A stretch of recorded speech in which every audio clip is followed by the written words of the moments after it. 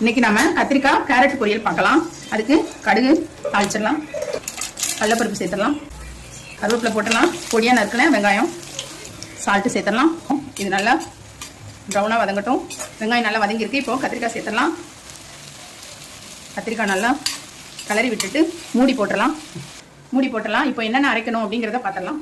கொஞ்சமாக மிளகு எடுத்துக்கலாம், ஜீரகம், பூண்டு 10 பல் எடுத்துக்கலாம், கொஞ்சமாக இஞ்சி, ஒரு கேரட் பொரியாக நறுக்கி வச்சுருக்கோம், அதை இதில் சேர்த்துடலாம்.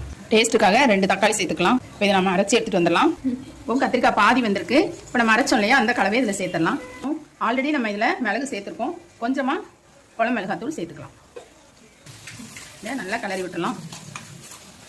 கொஞ்சம் நேரம் கழித்து பார்க்கலாம். இப்போ கத்திரிக்காய் நல்லா வெந்து மிளகாத்தூள் வாடெல்லாம் போய் சூப்பரான கத்திரிக்காய் கேரட் பொரியல் ரெடி. இதில் கேரட் இருக்கிறதே தெரியாது, ஆனால் ரொம்ப டேஸ்டியாக இருக்கும். டிஃப்ரெண்ட்டான டேஸ்ட்டோட ரொம்பவே சூப்பராக இருக்கும். இதே மெத்தடில் இதே அளவுகளோடு செஞ்சு பாருங்கள்.